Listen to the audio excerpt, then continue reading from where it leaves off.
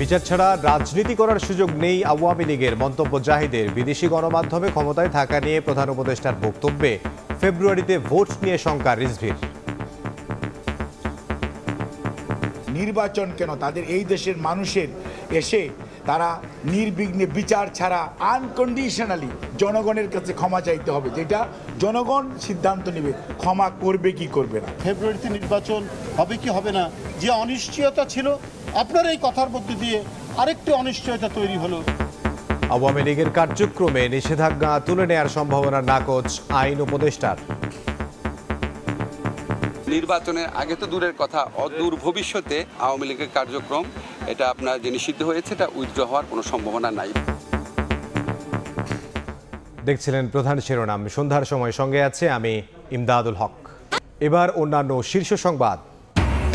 PR পদ্ধতিতে ভোটের দাবি মেনে নেবে অন্তর্বর্তী সরকার, আশা জামাত নেতা তাহেরের। দলগুলোকে ফেব্রুয়ারির নির্বাচনের দিকে নজর দেওয়ার পরামর্শ মির্জা ফখরুলের। ধীরে ধীরে স্বাভাবিক হচ্ছে খাগড়াছড়ি, 4 দিন পর খুলেছে দোকানপাট, সীমিত পরিসরে চলছে দূরপাল্লার বাস, অবরোধ প্রত্যাহার হলেও 144 ধারা বহাল।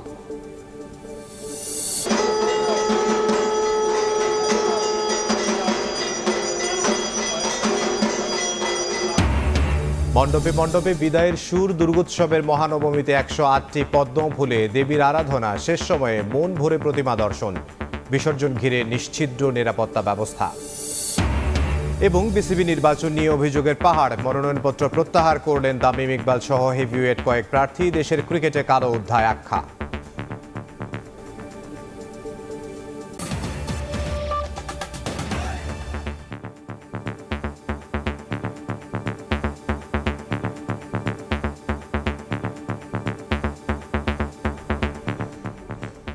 জুলাই হত্যাযজ্ঞের বিচার ছাড়া রাজনীতি করার সুযোগ নেই আওয়ামী লীগের। দলটিকে জাতির কাছে নিঃশর্ত ক্ষমা চাইতে হবে বলে মন্তব্য করেছেন বিএনপির স্থায়ী কমিটির সদস্য ডক্টর এজেডএম জাহিদ হোসেন। এদিকে দলটির সিনিয়র যুগ্ম মহাসচিব রুহুল কবির রিজভী বলেছেন, বিদেশি গণমাধ্যমে প্রধান উপদেষ্টার ক্ষমতায় থাকা নিয়ে বক্তব্যে ফেব্রুয়ারিতে নির্বাচন নিয়ে অনিশ্চয়তা সৃষ্টি হয়েছে। গণহত্যার দায়ে অভিযুক্ত পতিত আওয়ামী লীগ দল হিসেবে নিষিদ্ধ হয়েছে কিনা বা তারা আবার ফিরবে কিনা, এ নিয়ে যুক্তরাষ্ট্রে সফররত প্রধান উপদেষ্টার এক সাক্ষাৎকার নিয়ে চলছে আলোচনা সমালোচনা। 2.7 বিএনপি নেতারা বলছেন, আওয়ামী লীগ নিষিদ্ধের সিদ্ধান্ত নেবে জনগণ। গণহত্যা, লুটপাট, নির্যাতন ও সব প্রকার অপকর্মের জন্য নিঃশর্ত ক্ষমা চাইতে হবে পতিত আওয়ামী লীগকে। জাতীয় প্রেস ক্লাবে এক অনুষ্ঠান শেষে গণমাধ্যমে একথা বলেন বিএনপির স্থায়ী কমিটির সদস্য ডাক্তার এজেডএম জাহিদ হোসেন। সাক্ষাৎকার দিয়েছেন মাননীয় প্রধান উপদেষ্টা, যেটা বলেছেন তার মধ্যে যেটা মানুষের মধ্যে একটু, ইভেন আমার মধ্যেও এক ধরনের প্রশ্নবোধক চিহ্ন হয়েছে, তারা গণদুশ্মন এবং তাদের নির্বাচন কেন, তাদের এই দেশের মানুষের এসে তারা নির্বিঘ্নে বিচার ছাড়া বা তাদের অনুসূচনা ছাড়া আনকন্ডিশনালি জনগণের কাছে ক্ষমা চাইতে হবে, যেটা জনগণ সিদ্ধান্ত নেবে ক্ষমা করবে কি করবে না। দল হিসেবে আওয়ামী লীগ সক্রিয় হলে আগামী নির্বাচন নিয়ে কোনো সংশয় আছে কিনা সাংবাদিকদের এমন প্রশ্নের জবাবে জাহিদ হোসেন বলেন, গণতন্ত্রের জন্য আন্দোলনকারীরা পতিতদের নিয়ে মোটেও ভীত নয়। তাদের নিয়ে যারা গণতন্ত্রের জন্য আন্দোলন করেছে তারা মোটেই ভীত বা সন্ত্রস্ত নয়। এদিকে শেরেবাংলা নগরে জিয়া উদ্যানে আলাদা একটি অনুষ্ঠানে রুহুল কবির রিজভী বলেন, বিদেশি গণমাধ্যমের প্রধান উপদেষ্টার ক্ষমতায় থাকা নিয়ে বক্তব্যে ফেব্রুয়ারিতে নির্বাচন নিয়ে অনিশ্চয়তার সৃষ্টি হয়েছে। অন্তর্বর্তীকালীন সরকারের মেয়াদ কতটুকু হবে কি হবে এটা তো নয়, যত তাড়াতাড়ি সম্ভব আপনি নির্বাচন দেবেন, এটি মানুষ চায় এবং আপনার প্রতি সেই আস্থা রেখেছে। কিন্তু এখন এই যে কথাটা আপনি বললেন, এটা এর আগে আপনি যখন ফেব্রুয়ারিতে নির্বাচন হবে কি হবে না, যে অনিশ্চয়তা ছিল, আপনার এই কথার মধ্যে দিয়ে আরেকটি অনিশ্চয়তা তৈরি হলো। বাংলাদেশ নিয়ে যারাই ষড়যন্ত্র করবে তাদের বিরুদ্ধে জনগণ ঐক্যবদ্ধ প্রতিরোধ গড়ে তুলবে বলে হুঁশিয়ারি করেন বিএনপি নেতারা। অসহায় মানুষের কাছে। আহমেদ সালেহীন, সময় সংবাদ, ঢাকা। এদিকে আইন উপদেষ্টা ডক্টর আসিফ নজরুল বলেছেন, আওয়ামী লীগের কার্যক্রমের উপর থেকে নিষেধাজ্ঞা তুলে নেয়ার কোনো সম্ভাবনা নেই। সংগঠন হিসেবে আন্তর্জাতিক অপরাধ আদালতে দলটির বিচারের ব্যবস্থা করা হচ্ছে বলেও জানিয়েছেন তিনি। এদিকে অ্যাটর্নি জেনারেল মোহাম্মদ আসাদুজ্জামান বলেছেন, প্রধান উপদেষ্টা ডক্টর মোহাম্মদ ইউনূসের নেতৃত্বে ফেব্রুয়ারিতেই জাতীয় নির্বাচন অনুষ্ঠিত হবে। আওয়ামী লীগ নিয়ে প্রধান উপদেষ্টা ডক্টর মোহাম্মদ ইউনূসের নিউ ইয়র্কে দেয়া সাক্ষাৎকারের পর সামাজিক যোগাযোগ মাধ্যম থেকে শুরু করে রাজনৈতিক অঙ্গনে শুরু হয় তীব্র প্রতিক্রিয়া। ডক্টর ইউনূস এই ধরনের কোনো সিদ্ধান্ত নিতে চান, আমরা সেটার সাথে থাকবো না। ডক্টর মোহাম্মদ ইউনূসের ওই বক্তব্য থিওরিটিক্যাল উল্লেখ করে আইন উপদেষ্টা বললেন, আওয়ামী লীগের কার্যক্রমের উপর থেকে নিষেধাজ্ঞা তুলে নেয়ার কোনো সম্ভাবনাই নেই। বুধবার দুপুরে বরিশালের শঙ্কর মঠ দুর্গাপূজা মণ্ডপ পরিদর্শনে গিয়ে সাংবাদিকদের প্রশ্নোত্তরে তিনি একথা বলেন। নির্বাচনের আগে তো দূরের কথা, অদূর ভবিষ্যতে আমি আমার পর্যবেক্ষণ থেকে যেটুকু বুঝি আর কি, আমার ধারণা আওয়ামী লীগের কার্যক্রম এটা আপনার যে নিষিদ্ধ হয়েছে এটা উইথড্র হওয়ার কোনো সম্ভাবনা নাই। এর আন্তর্জাতিক অপরাধ আদালতে যে প্রসিকিউশন টিম আছে সেই টিমের পক্ষ থেকে সংগঠন হিসাবে আওয়ামী লীগের বিচার চাওয়ার একটা পদক্ষেপ বরং নেওয়া হচ্ছে। এদিন সকালে ঢাকার সরকারি মাদ্রাসা আলিয়ার 246তম প্রতিষ্ঠাবার্ষিকী উপলক্ষে পুনর্মিলনী ও আলোচনা সভায় ধর্ম উপদেষ্টা ডক্টর আফম খালিদ হোসেন বলেন, আগামী নির্বাচনে সবাই ভোটাধিকার প্রয়োগ করতে পারবেন। আমরা ফেব্রুয়ারিতে নির্বাচন করব, প্রতিটি মানুষ তার নিজের ভোট দিতে পারবে। আমরা এভাবে এগিয়ে যাচ্ছি। ভোট হবে দিনের বেলা, রাতে নয়। অনুষ্ঠানে প্রধান অতিথির বক্তব্যে শিক্ষা উপদেষ্টা ডক্টর চৌধুরী রফিকুল আবরার বলেন, রাজনৈতিক ফায়দা হাসিলে যারা জঙ্গি নাটক সাজিয়েছিল তাদের বিচার করা হবে। শাপলা চত্বরে যে হত্যা যজ্ঞ হয়েছিল, সরকার সেটাকে ধামাচাপা দেওয়ার চেষ্টা করেছিল। আমরা জানি এখানে কিভাবে জঙ্গি নাটক সেখানে সাজানো হয়েছে এই ঢাকা। কাজে এই দায় দায়িত্ব এবং এর বিচার অবশ্যই সরকার বদ্ধপরিকর সেগুলো করার জন্য। এদিকে ঝিনাইদহে এক মতবিনিময় সভায় অ্যাটর্নি জেনারেল মোহাম্মদ আসাদুজ্জামান বলেন, প্রধান উপদেষ্টা ডক্টর মোহাম্মদ ইউনূসের নেতৃত্বে ফেব্রুয়ারিতেই জাতীয় নির্বাচন হবে। নোবেল বিজয়ী প্রফেসর ইউনূস সাহেবের নেতৃত্বে বাংলাদেশ গণতন্ত্র উত্তরণের যে পথে এগিয়ে যাচ্ছে, সেই পথ যত বাধায় আসুক না কেন, সমস্ত বাধার প্রাচীর উত্তরে বাংলাদেশের মানুষ আগামী ফেব্রুয়ারিতে নির্বাচনের মাঠে ভোট দিতে যাবে। ছাত্র জনতার আত্মত্যাগে দেশে গণতান্ত্রিক উত্তরণের পথ উন্মুক্ত হয়েছে বলেও মন্তব্য করেন অ্যাটর্নি জেনারেল। 24 এবং 71 শাকির আহমেদ, সময় সংবাদ, ঢাকা। পিআর পদ্ধতিতে নির্বাচনের দাবি অন্তর্বর্তী সরকার মেনে নেবে বলে আশাবাদী জামায়াত। একই সঙ্গে ফেব্রুয়ারির নির্বাচনে দলটি অংশ নেবে বলেও জানিয়েছেন নায়েবে আমির সৈয়দ আবদুল্লাহ মোহাম্মদ তাহের। অন্যদিকে পিআর পদ্ধতি বিএনপি চায় না উল্লেখ করে মহাসচিব মির্জা ফখরুল ইসলাম আলমগীর বলেছেন, দলগুলোর উচিত ভোটের দিকে নজর দেয়া। নিউ ইয়র্ক থেকে সে খবর জানাচ্ছেন হাসানুজ্জামান সাকি। লোয়ার হাউস এবং আপার হাউস প্রস্তাবিত দুই হাউসেই আমরা পিআরের নির্বাচন চাই। চক্রান্তকারীরা আবার বাংলাদেশের গণতন্ত্রকে হত্যা করবার ষড়যন্ত্র। পিআর পদ্ধতিতে নির্বাচন নিয়ে মুখোমুখি বিএনপি জামায়াত। নির্বাচন নিয়ে প্রস্তুতি শুরুর পাশাপাশি এ নিয়ে বিপরীতমুখী অবস্থানে বাংলাদেশের প্রধান দুই রাজনৈতিক দল। জাতিসংঘ সফরে থাকা বিএনপি মহাসচিব মির্জা ফখরুল ইসলাম আলমগীর সময় সংবাদকে আবারও স্পষ্ট করে বলেন, বিএনপি পিআর পদ্ধতি চায় না, দেশের মানুষও পিআর বোঝে না। এই ব্যাপারে তো আমাদের বক্তব্য একেবারে স্পষ্ট, সুনির্দিষ্ট। আমরা পিআর পদ্ধতিতে যাব না এবং দেশের মানুষ এটা নেবেও না, তারা মেনেও নেবে না, বোঝেই না ঠিক মতো। নির্বাচনের আগে 5 দফা দাবিতে কর্মসূচি ঘোষণা করেছে জামায়াতে ইসলামী।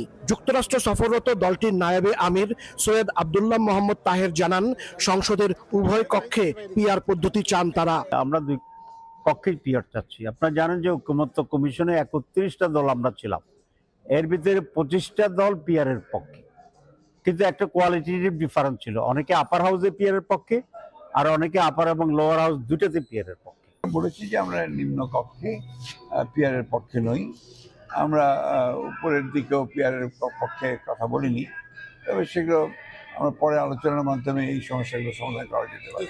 পিআরের দাবিতে জামায়াত কর্মসূচি চালু রাখলেও নায়েবে আমির জানান, আগামী ফেব্রুয়ারিতে জাতীয় নির্বাচনে অংশ নেবে তার দল।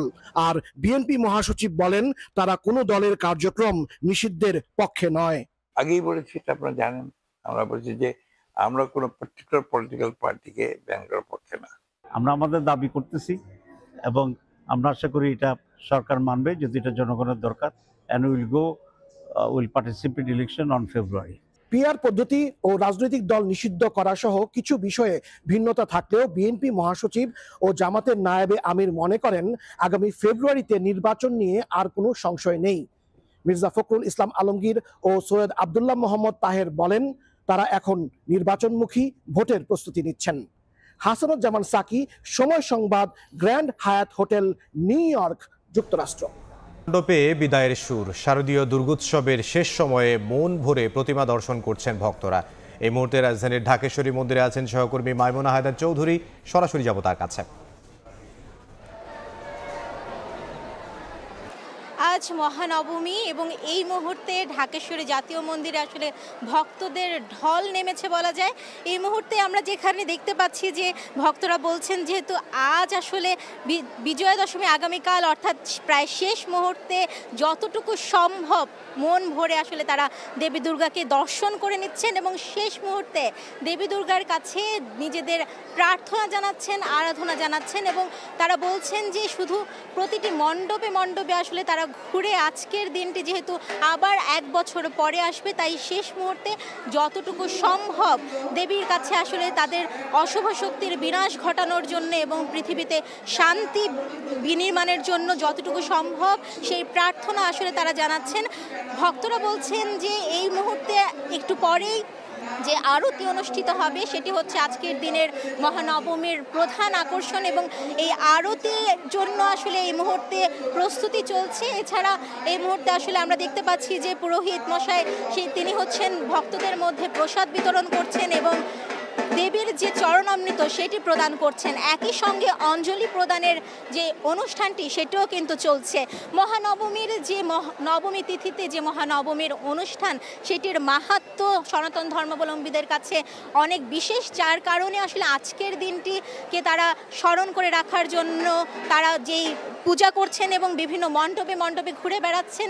শেষ মুহূর্তে তাদের মনে আসলে বিষাদের সুর দেখা যাচ্ছে। একদিকে যদিও আনন্দ এবং বিষাদ দুটির মিশেলে এই মহানবমীর এই শেষ ক্ষণটিতে ভক্তরা প্রাণ ভরে নিজেদের দেবী দুর্গাকে দেখে নিচ্ছেন। তো এই ছিল ঢাকেশ্বরী জাতীয় মন্দির থেকে আমার কাছে সবশেষ। ঢাকেশ্বরী জাতীয় মন্দির থেকে সহকর্মী মাইমুনা হায়দার চৌধুরী। দেখছেন সন্ধ্যার সময় সঙ্গে ধীরে স্বাভাবিক হচ্ছে খাগড়াছড়ি।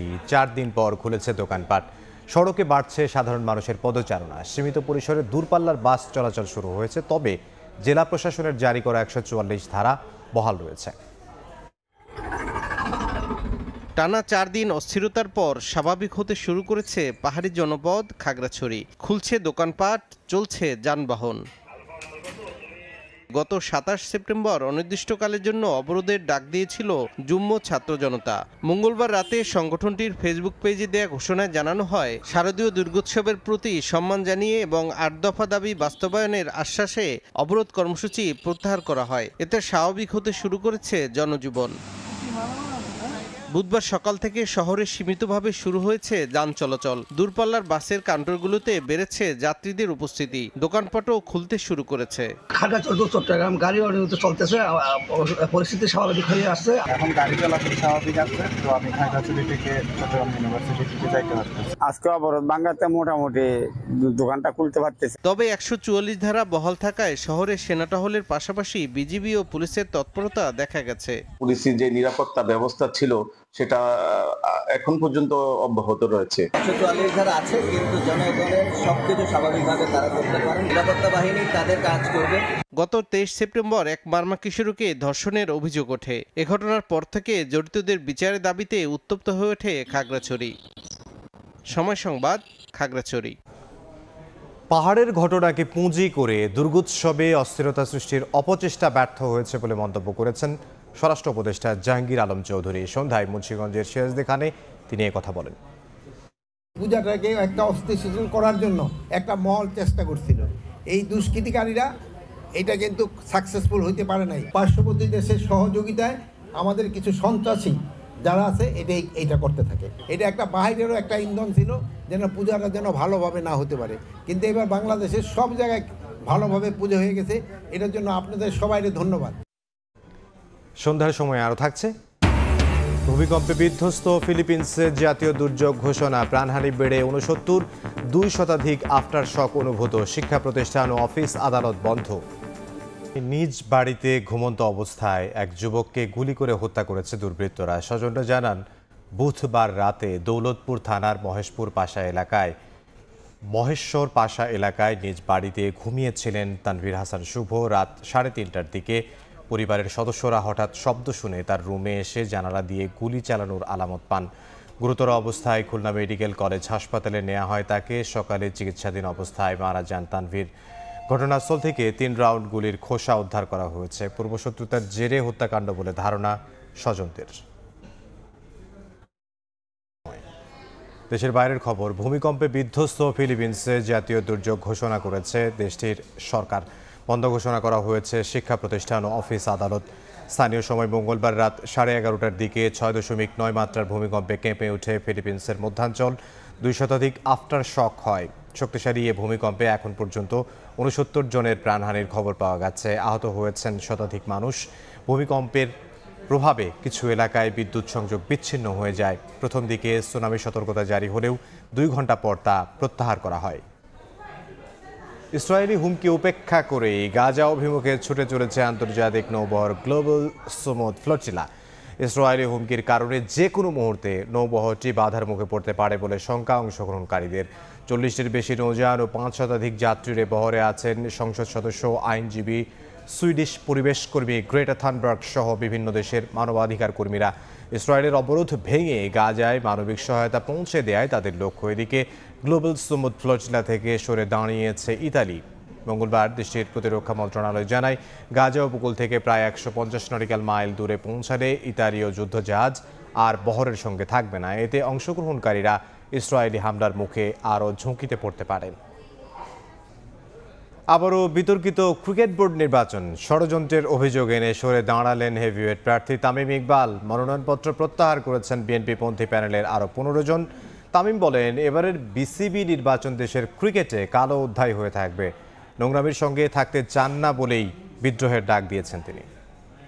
আমি সহ প্রায় 14-15 জনের মতো এই জিনিসটা আমরা উইথড্র করেছি। আর এটা উইথড্র করার রিজনটা খুবই ক্লিয়ার। আমার কাছে মনে হয় যে এই নোংরামির সাথে আমরা কোনো দিক থেকে কোনোভাবে পার্ট রাখতে পারবো না। আর সেকেন্ডলি আমি একটা জিনিস সবসময় বলছি, বাংলাদেশ ক্রিকেট এটা ডিজার্ভ করে না। 16টায় আমরা নিয়েছি এবং 16টাকে বাদ দিয়ে আপনারা জানেন যে আমাদের টোটাল প্রার্থী ছিল 50 জন। 50 থেকে 16টা বাদ দিলে এখন আমাদের 34টা। সন্ধ্যার সময়ের শীর্ষ সংবাদগুলো জানিয়ে দিচ্ছে আরও একবার। বিচার ছাড়া রাজনীতি করার সুযোগ নেই আওয়ামী লীগের, মন্তব্য জাহিদের। বিদেশি গণমাধ্যমে ক্ষমতায় থাকা নিয়ে প্রধান উপদেষ্টার বক্তব্যে ফেব্রুয়ারিতে নির্বাচন নিয়ে শঙ্কা রিজভির। আওয়ামী লীগের কার্যক্রমে নিষেধাজ্ঞা তুলে নেওয়ার সম্ভাবনা নাকচ আইন উপদেষ্টার। সব বাধা উপেক্ষা করে ডক্টর ইউনূসের নেতৃত্বে ফেব্রুয়ারিতেই ভোট, বললেন অ্যাটর্নি জেনারেল।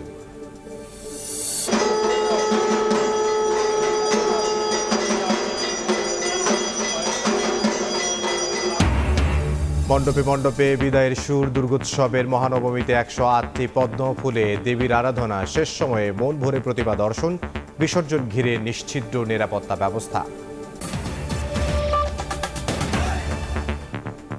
এই ছিল সন্ধ্যার সময়ে। এরপর জনপদের সময় নিয়ে সঙ্গে থাকবেন সহকর্মী মনির হোসেন। ধন্যবাদ আপনাকে। জনপদের সময় নিয়ে ফিরছি কিছুক্ষণ পর, সঙ্গে থাকুন সময়ের।